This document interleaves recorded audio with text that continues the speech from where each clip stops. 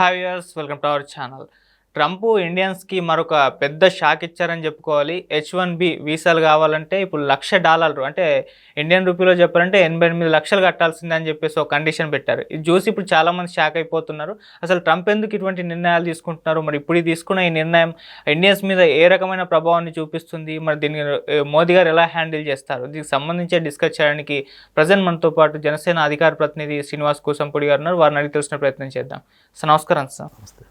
Sir, ఈ మధ్య కాలంలో ట్రంప్ ఇటువంటి నిర్ణయాలే తీసుకుంటూ వస్తున్నారు సార్. టారిఫ్స్ పెంచడం, ఇక్కడ పెట్టుబడులు పెట్టద్దని చెప్పేసి కంపెనీలకు వార్నింగ్ ఇవ్వడం, ఇప్పుడు H1B వీసాలు కావాలంటే $1,00,000 కట్టాలని చెప్పేసి చెప్పారు. అంత గట్టి ఇప్పుడు ఎవరు వెళ్తారని బాబు అని చెప్పేసి సోషల్ మీడియాలో పోస్ట్ కూడా పెడుతున్నారు. ఎందుకు ఇటువంటి నిర్ణయాలు తీసుకుంటున్నారు? ఇప్పుడు దీనివల్ల ఇండియన్స్కి ఏమన్నా దెబ్బ పడే అవకాశం ఉందా సార్? ఇండియన్స్కి అని కాదు ఆదిత్య, ప్రపంచవ్యాప్తంగా అందరికీ డాలర్ డ్రీమ్స్ అంటారు కదా, ఆ కళ అమెరికా వెళ్ళాలి. అవును. ఇక్కడ చదువుకున్న మన కుటుంబాల్లో కూడా ఇక్కడ చదువుకోవడం, పెద్ద సాఫ్ట్వేర్ ఏదన్నా కోర్స్ చేయడం, మామూలుగా అయితే హైదరాబాద్ బెంగళూరులో ఎక్కడ జాబ్ చేసుకునే పరిస్థితి నుంచి అమెరికా వెళ్ళి జాబ్ చేయాలి. ఎందుకు? మనకి అక్కడికి ఉన్నటువంటి రూపాయి వ్యత్యాసం. వాళ్ళ $1 అంటే మనకి $88 ప్రజెంట్ రేట్లలో. నేను అంటుంది ఆ విధంగా మాట్లాడుతూ ఉన్న వలన మనకి ఒక కళ, అమెరికా వెళ్ళాలి, ఏదో డాలర్ సంపాదించాలనేటువంటి కళ. అలాగే చాలామంది వెళ్ళారు ఇప్పటివరకు. అమెరికా సమాజం ఆదిత్య, వాళ్ళు నేటివ్ స్థానికంగా ఉండే వ్యక్తుల కంటే కూడా ప్రపంచవ్యాప్తంగా ఉన్నటువంటి మేధస్సును ఆకర్షించేవారు. వాళ్ళు ఏ దేశం అన్నది కాకుండా అతని దగ్గర మేధస్సు ఉందంటే వినియోగించుకున్నారు అమెరికన్స్. ఈరోజు అమెరికా డెవలప్ అయిందంటే వలసల రాజ్యం, అది ఆ విధంగానే డెవలప్ అయింది. ట్రంప్ వచ్చాడు. ట్రంప్ మీకు గుర్తుందో లేదో 2012లో కూడా అతను ఒక స్టేట్మెంట్ ఇచ్చాడు. ఆల్ అమెరికన్స్ ఆర్ ఫూల్స్ అన్నాడు. అంటే ఏంటి? అమెరికా వాళ్ళందరూ ఫూల్స్ అని మాట్లాడిన వ్యక్తి. అలా అన్న వ్యక్తిని 2 సార్లు అమెరికన్స్ ప్రెసిడెంట్ కింద ఎన్నుకున్నారు. అవును. అతను అమెరికా ఫస్ట్ అన్నది అతని నినాదం, తప్పులేదు. ఎవరికైనా ఇప్పుడు మోదీ ఇండియా ఫస్ట్ అని అంటాడు. నేను అంటుంది ఎవరికైనా ఆ దేశం ఇంపార్టెంట్.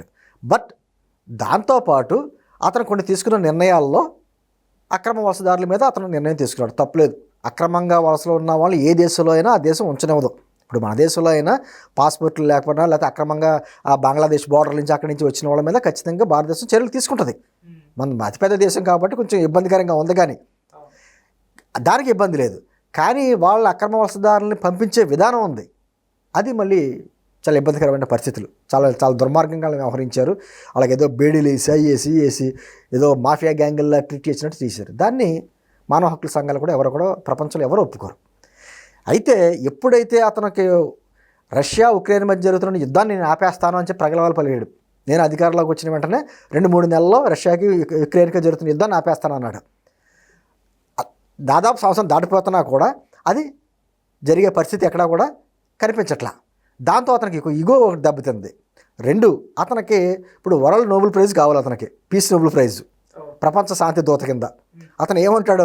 ప్రపంచంలో అనేక 6 యుద్ధాలు నేను ఆపానంటాడు. ఈ మధ్యకాలంలో పహల్గాలం దాడి జరిగింది కదా, ఇండియాకి పాకిస్తాన్కి జరిగినటువంటి యుద్ధాన్ని కూడా నేనే ఆపానంటాడు. విచిత్రం ఏంటంటే ఎక్కడా కూడా అతను తీసుకున్న నిర్ణయాల మీద నరేంద్ర మోదీ గారు రెస్పాండ్ అవ్వాలి. కాంగ్రెస్ పార్టీ వాళ్ళు అంటూ ఉంటారు, అన్ని మాటలు మాట్లాడుతున్న ట్రంప్ మీరేం రెస్పాండ్ అవ్వట్లేదు అని చెప్పేసి అని. మౌనం చాలా వ్యూహాత్మకంగా వెళ్తాడు నరేంద్ర మోదీ గారు.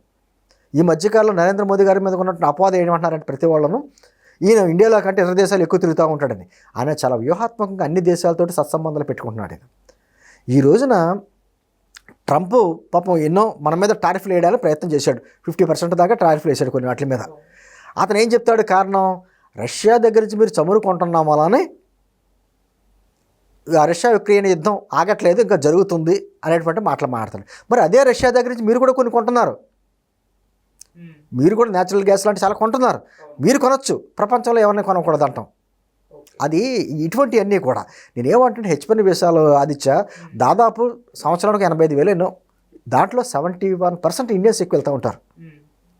ఇప్పుడు ఈ రోజున ఎంత? $1,00,000 అంటే మన ఇండియన్ కరెన్సీలో 88 లక్షలు. ఎందుకు వెళ్తున్నారు? ఇప్పుడు ఈ రోజున అతను చేసిన చర్య వలన మనకు కూడా ఉపయోగం ఉంది. మనకు మేధస్సుని ఇక్కడ చదువుకుని అమెరికా డెవలప్ చేసేటువంటి క్రమంలో కాకుండా, మామూలుగా సామెత చెప్తారు, ఆ ఇండియన్స్ ఏం చేస్తారంటే ఇండియాలో చదువుకుని ఆ మేధస్సుని తీసుకెళ్ళి అమెరికా డెవలప్ అయ్యేలా కృషి చేస్తారు. అయితే చైనీస్ అయితే వాళ్ళ మేధస్సుని అమెరికాలో కూడా ఉపయోగించుకుని మళ్ళీ తిరిగి వచ్చి చైనాకి ఉపయోగిస్తారు వాళ్ళు. అందుకని చైనా డెవలప్మెంట్కి మనకి అంత డిఫరెన్స్ వచ్చింది. అమెరికాలో స్థిరపడతారు, ఇక్కడ అన్ని రకాలుగా సదుపాయాలు తీసుకుంటారు, చదువుకుంటానికి వాటికని లోన్స్ తీసుకుంటారు, ఫారిన్ ఎడ్యుకేషన్ లోన్స్ తీసుకుంటారు, అన్నీ తీసుకుంటారు. మంచి డిగ్రీ వచ్చిన తర్వాత మంచి పొజిషన్ వచ్చిన తర్వాత ఎక్కడ చేస్తారు ఇలా ఉద్యోగాలు? అమెరికాలో చేస్తారు. కాబట్టి నేనేమంటున్నానంటే ఇక్కడ మనకు మౌలిక సదుపాయాలు పెంచుకునే అవకాశం ట్రంప్ కల్పించాడు మనకి. మన పిల్లలు ఇక్కడే చదువుకుని ఇక్కడే ఉద్యోగం చేసుకుని ఆ స్థాయి ఉద్యోగం చేసుకునేలాగా ఈ రోజున ఆర్టిఫిషియల్ ఇంటెలిజెన్స్ లాంటివన్నీ కూడా డెవలప్ అవుతున్నాయి కదా, సాఫ్ట్వేర్లు అన్నీ కూడా డెవలప్ అవుతున్నాయి. కూడా ఇక్కడే సదుపాయాలు కల్పిస్తే మన పిల్లలు ఇక్కడే ఉంటారు. తల్లిదండ్రులని పెద్దవాళ్ళని వదిలేసి అమెరికా వెళ్ళవలసిన అవసరం ఉంది. ఆ అవకాశం కల్పించడం అనిపిస్తుంది. అంటే ఒక నెగిటివ్లోంచి కూడా మనం పాజిటివ్ ఎదుర్కోవడం మన మంచిగా జరుగుతుందేమో అనుకోండి. ఎందుకంటే ఖచ్చితంగా ట్రంప్ తీసుకున్న నిర్ణయాల వలన ఇది ఇండియన్స్కో లేకపోతే వేరే వాళ్ళకో ఇబ్బంది కాకుండా అమెరికన్స్ కూడా చాలా ఇబ్బంది, స్థానికంగా కూడా వ్యతిరేకత వస్తుంది. ఎందుకంటే వాళ్ళ ఆర్థికవేత్తలు కూడా అన్నారు, మనం యుద్ధం చేస్తుంది ఏనుగుతోటి. మనకి ఆదిత్య వాళ్ళకి 35 కోట్ల మంది ఎంతమంది జనాభా, మనం 145 కోట్ల మంది జనాభా. మానవ వనరులు అద్భుతమైనటువంటి మానవ వనరులు ఉన్నారు, కష్టపడే తత్వం ఉంది.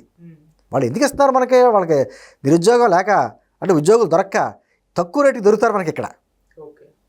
ఉద్యోగులు చాలా తక్కువ రేటు దొరుకుతారు. అందుకని మా ఐటీ ఇండస్ట్రీ ఇక్కడ డెవలప్ అవుతుంది.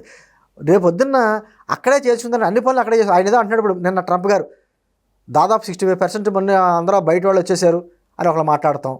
పనికిమాల వాళ్ళకేమో బాగా అత్యంత మేధస్సు కలిగిన వాళ్ళకి మాత్రమే, అత్యంత మేధస్సు కలిగిన వాళ్ళకి మాత్రమే నేను ఇస్తా అంటే మీ దగ్గరికి ఎందుకు రావాలి?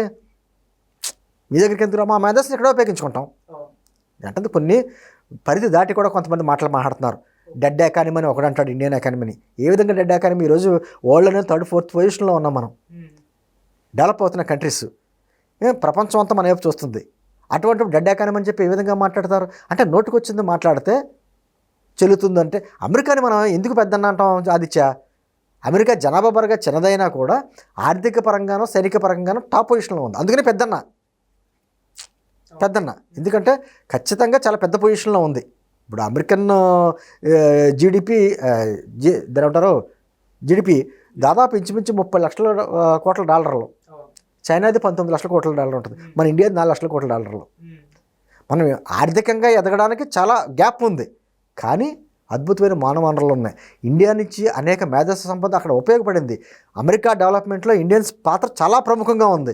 ఈ అమెరికాలకు సంబంధించినటువంటి అనేక ప్రధాన కంపెనీలు చూసుకోండి, వాటి సీఈఓలు అందరూ మన ఇండియన్స్.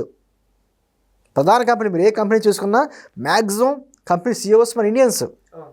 నేను అంటుంది ఆ మేధస్సు ఉంది కాబట్టి వాళ్ళకి అక్కడ అవకాశం ఇచ్చారు కాబట్టి ఉపయోగించుకున్నారు. లేదు మనం ఇక్కడ డెవలప్ చేసుకుంటాం.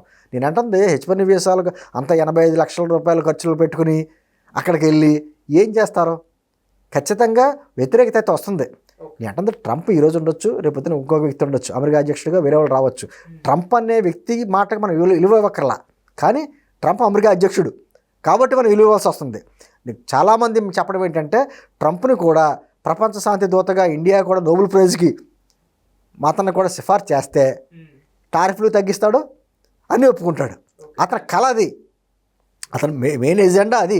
దాని తర్వాత మాట్లాడితే ఏమంటాడు? మోదీ నా మిత్రుడు అంటాడు. మోదీ నా మిత్రుడు అంటాడు, ఏ విషయం టారిఫ్లనే వేస్తాడు. ఈ మధ్యకాలంలో 2-3 సార్లు ఫోన్ కూడా చేస్తే మోదీ గారు కూడా సమాధానం చెప్పలేదు. ఎందుకు చెప్పలేదు అంటే చాలా వ్యూహాత్మకంగా భారతదేశం వెళ్తుంది. ప్రపంచంలోని చిన్న దేశమా పెద్ద దేశం అనే కాకుండా అన్ని దేశాలతోటి సత్సంబంధాలు పెట్టుకుంటా మన అవసరాలు ఏ విధంగా ఉపయోగించుకోవాలి. ఈ మధ్యకాలంలో చూడండి ఎంతమంది మన ఇండియాకి వచ్చారు, అలాగే మన మోదీ గారు వెళ్ళాడినా సత్సంబంధాలు కొనసాగి ప్రపంచ కుగ్రామం ఆదిత్య. ఇదివరకు మళ్ళీ తలుపులేసి కూర్చుంటాను మా దేశంలో కూర్చుంటానంటే కుదరదు.